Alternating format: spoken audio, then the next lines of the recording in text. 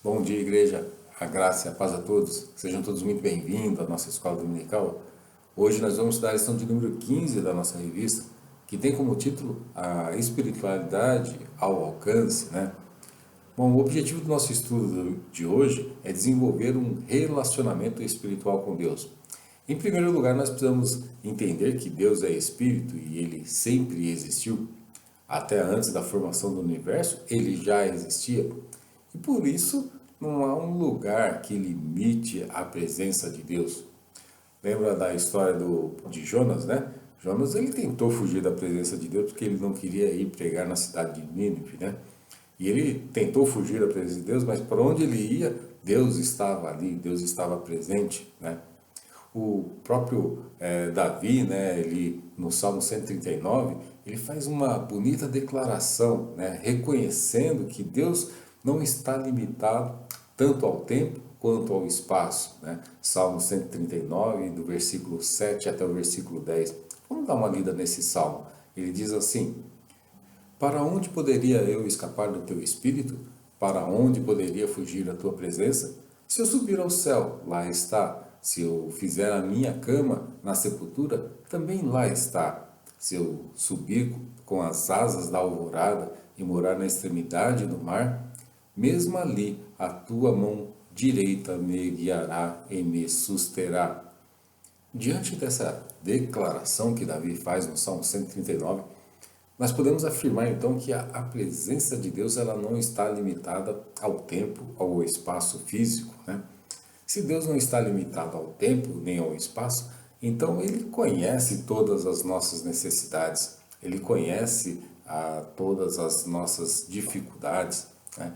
E se a natureza de Deus é uma natureza baseada no amor, então podemos afirmar também que Deus Ele tem cuidado de nós desde o dia que nós nascemos, né? Porque essa é a essência de Deus. Deus é amor. Todos nós temos a oportunidade de buscar a Deus, independente do lugar que nós estejamos, né? Independente do lugar que nós vamos, pode ser no monte, né? Quantas vezes as pessoas vão ao monte para buscar ali um momento especial com Deus? Pode ser na igreja, pode ser num culto de oração, pode ser numa vigília, pode até mesmo ser no seu quarto, as portas fechadas. Nós podemos buscar a presença de Deus e em qualquer lugar, em todos os lugares, nós podemos buscar a presença de Deus. Mas existe uma forma correta de nós buscarmos a presença de Deus. Nós não podemos buscar a presença de Deus de qualquer jeito, né? E um texto bíblico que dá essa base, que nos mostra como nós devemos buscar a presença de Deus, um texto bíblico muito conhecido é da mulher samaritana, quando ela mostra Jesus a instrui a forma correta de nós buscarmos a Deus. Vamos dar uma lida lá no texto que se encontra lá em João capítulo 4, a partir do versículo 20, né? O texto diz assim: Nossos pais adoraram nesse monte. Vós, entretanto, dizei que é em Jerusalém o lugar onde se deve adorar. Disse-lhe Jesus: Mulher, pode crer-me que a hora vem, quando nem neste monte, nem em Jerusalém adorareis o Pai. Vós adoreis o que não conheceis, nós adoramos o que conhecemos, porque a salvação vem dos judeus. Mas vem a hora, e já chegou, em que os verdadeiros adoradores adorarão o Pai em espírito e em verdade, porque são esses que o Pai procura para seus adoradores. Deus é espírito e importa que os seus adoradores o adorem em espírito e em verdade. No texto que nós acabamos de ler, nós podemos ver a mulher samaritana questionando Jesus aonde nós devemos adorar a Deus. Se é lá no Monte Gerazim, lá como diziam seus antepassados, ou se em Jerusalém, como diziam os judeus. É claro que ali existia uma divisão política, uma briga, né, entre os judeus e os samaritanos. Os samaritanos, embora tenham a sua descendência no judaísmo, né, quando eles foram levados para o cativeiro, eles acabaram se misturando com outros povos e acabaram ali se misturando com outras religiões, com cultos de adoração a outros deuses, e por isso o povo judeu não aceitava o povo samaritano. E essa mulher, ela questiona Jesus, né? Onde nós devemos adorar, né? se é lá em Jerusalém, como diz os judeus, ou se é no monte, como diziam seus antepassados. E Jesus ele é muito claro com aquela mulher, né? Ele diz que Deus estava procurando adoradores, né? Que adorassem em espírito e em verdade. É a primeira condição que um adorador deve ter, adorar a Deus em espírito e em verdade. É como se Jesus estivesse falando assim, olha, Deus está cansado de tanta religiosidade. Ele quer um envolvimento pessoal com os seus adoradores, uma intimidade com os seus adoradores. Deus ele sempre se revelou, né? O único Deus, o Deus único, o Deus que criou o céu, que criou a terra, criou a natureza, criou o homem, né? Ele sempre buscou resgatar a proximidade com o homem, né? Ele sempre procurou ter uma relação de proximidade com o homem. Ele sempre quis cuidar do homem, né? Por isso ele estabeleceu uma aliança com toda a humanidade, para trazer de volta o homem, para resgatar o homem ao seu convívio. E por isso ele enviou Jesus, né, para consolidar essa aliança, né? Mas embora Deus ele seja esse Deus tão amoroso, esse Deus que quer uma relação de proximidade com os seus adoradores, mas Deus sempre se mostrou um Deus zeloso, né? Um Deus que sempre exigiu do homem obediência, adoração, sinceridade, né? O texto que nós acabamos de ler mostra essa dificuldade que o homem tinha e ainda tem nos dias de hoje de se relacionar com Deus, de ter essa intimidade com Deus.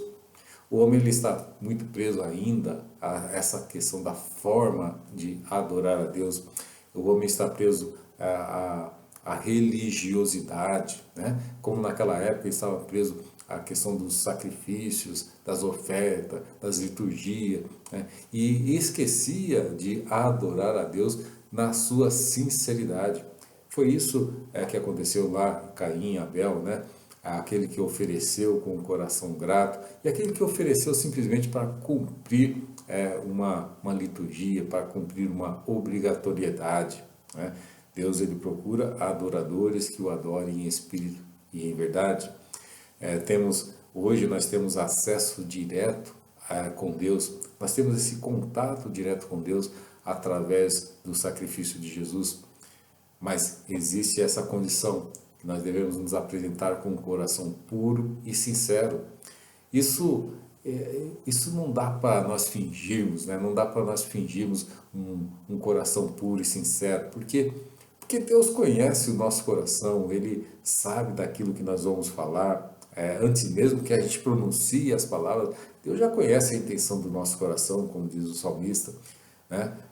Quando Deus ele está acima de todas as nossas prioridades, né? Quando nós conseguimos sentir compaixão pelo nosso semelhante, quando os nossos desejos, né, carnais não tira a nossa visão da eternidade, quando nós não conseguimos, os nossos desejos ele não limita a nossa experiência com Deus, né? Quando ele não nos afasta da presença de Deus, então nós estamos em real condição de estarmos adorando a Deus. Nós temos a real condição de estarmos adorando, estarmos diante de Deus para o adorar. Deus advertiu o homem, né, para que esse homem não tentasse criar a sua imagem, né, porque Deus é espírito e uma imagem não teria como representar a Deus. Deus não estaria limitado àquela imagem, uma imagem sem vida, sem ação, uma imagem que não demonstra compaixão pelos seus servos, uma imagem que foi criada pela mão dos homens, né? Então Deus, quando nós lemos lá em Êxodo, nós podemos ver nos 10 mandamentos, que Deus ele abomina a criação da imagem. Essa tentativa, né, do homem criar uma imagem de Deus, né, levou o homem a adorar vários tipos de imagem, né, criado pelo próprio homem, né, que não representa Deus. Então o homem ele faz diversas imagens, aí ele começou a adorar o sol, começou a adorar a lua, começou a adorar animais, começou a adorar a natureza, o mar, tudo fruto da sua própria imaginação. O homem ele começa dentro da sua imaginação de criar um Deus para que justifique as suas ações ou justifique as ações da própria natureza. Ele começa a criar Deus, né? O Deus da guerra, o Deus da fertilidade, o Deus do amor, o Deus da colheita, o Deus da justiça, entre tantos outros deuses que foi colocado. E isso não é uma questão só dentro da mitologia, né? Mas hoje nós vemos várias religiões, né? Dentro de várias religiões no dia de hoje, diversos tipos de deuses específicos para cada função, né? Para a função da vida do ser humano, fugindo totalmente aquilo que é a vontade de Deus, né? Deus, quando ele instrui o homem, ele diz que não podemos adorar outros deuses, conforme o texto que nós lemos lá em Êxodo, capítulo 20, a partir do versículo 1 até o versículo 3. Vamos dar uma lida nesse texto. O texto diz assim: Então falou Deus todas estas palavras: Eu sou o Senhor, teu Deus, que te tirei da terra do Egito, da casa da servidão. Não terás outros deuses diante de mim.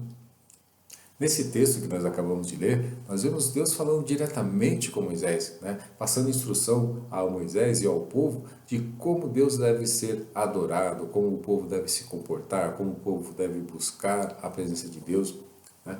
Na sua infinita sabedoria, Deus deixa muito claro que Ele é o único Deus que deve ser adorado e que não existia nenhum outro Deus que se assemelhasse com Ele.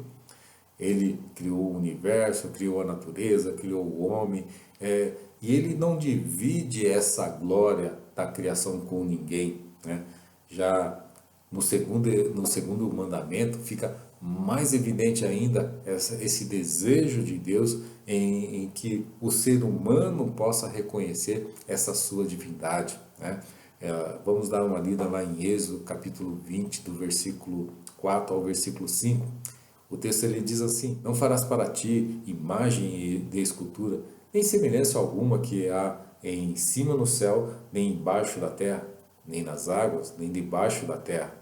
Não as adorarás, não lhes darás culto, porque eu sou o Senhor, teu Deus, Deus zeloso, que visito a iniquidade dos pais nos filhos, até a terceira e quarta geração, daqueles que me aborrecem. Deus é Espírito e não cabe a nós tentar representar esse Deus através de qualquer tipo de imagem. Afinal de contas, nós somos criados por esse Deus e nós não temos condições, através das nossas habilidades ou da nossa imaginação, né, nós criarmos uma imagem que possa representar toda essa grandiosidade do nosso Deus, essa grandiosidade do nosso Criador.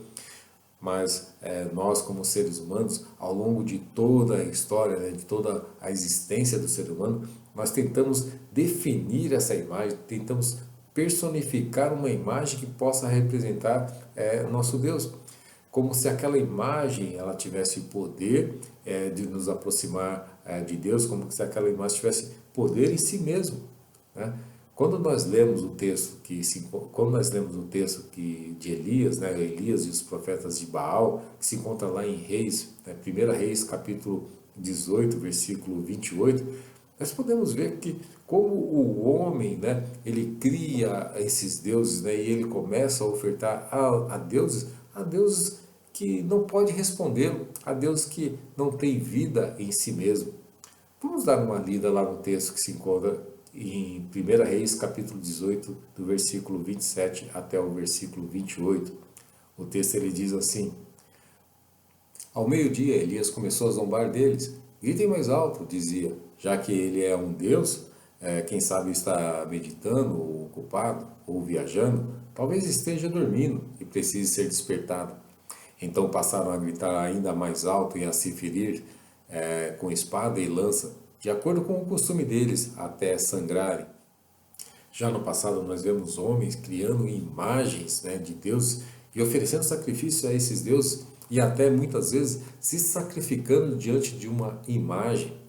Adorar a Deus vai muito mais além de reconhecer a grandiosidade do nosso Deus, de reconhecer a sua soberania, de reconhecer que Ele é o Criador do céu e da terra, da humanidade, de reconhecer que Ele nos criou. Adorar a Deus, a adoração que agrada a Deus é quando nós adoramos a Deus com um coração sincero, um coração puro, sem exibicionismo, sem ritualismo, né? Porque quando nós oramos, quando nós colocamos o nosso coração, mesmo as portas fechadas, Deus ouve a nossa oração.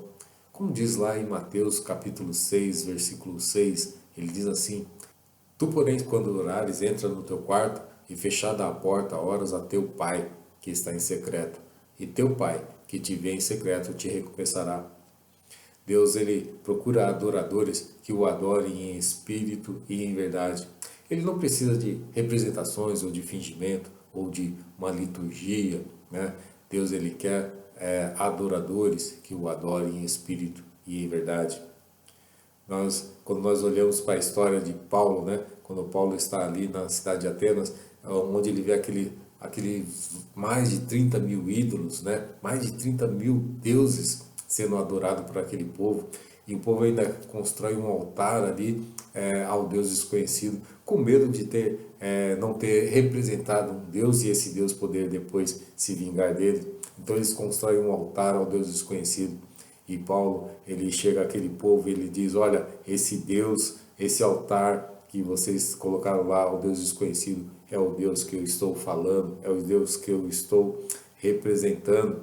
Porque esse Deus, ele não habita em lugares feitos por mão de homens, ele não habita, ele não necessita de nada que o homem faça para ele. Pelo contrário, é ele que faz em benefício do próprio ser humano. É esse Deus que Paulo está apresentando àquela cidade, àquele povo que nós hoje representamos. É um Deus que não está limitado a um espaço, é um Deus que não está limitado a quatro paredes, é um Deus que não está limitado a uma imagem, mas é um Deus vivo e real. Para nós concluirmos, podemos dizer que nós podemos manter esse relacionamento espiritual com Deus simplesmente crendo que esse Deus existe. Você crê realmente que Deus existe? Deus realmente existe na sua mente, no seu coração? Ou simplesmente nós estamos fazendo parte de uma liturgia, parte de um ritualismo, parte da nossa cultura? Nós temos que entender que Deus é real, que Ele existe, e Ele existe no nosso coração, no meu coração, no seu coração. Deus, ele não está limitado a quatro paredes, Deus não está limitado a uma imagem. Nós temos que entender que Deus conhece a intenção do nosso coração. Deus sabe o que eu estou pensando agora, Deus sabe o que você está pensando agora. Deus sabe quando você está realmente o adorando de coração, e sabe também quando você está simplesmente cumprindo ali um ritual, cumprindo ali simplesmente um momento que você está ali. Deus, ele deseja ter comunhão com você. Deus deseja ter comunhão comigo. Deus, ele mandou o seu filho, sacrificou o seu filho em prol dessa comunhão, em prol dessa aliança. Nós precisamos hoje seguir as orientações que Jesus passou para a mulher samaritana. O Pai procura adoradores que o adorem em espírito e em verdade. E esse é o momento em que nós devemos adorar a Deus. Amém? Que Deus abençoe a todos.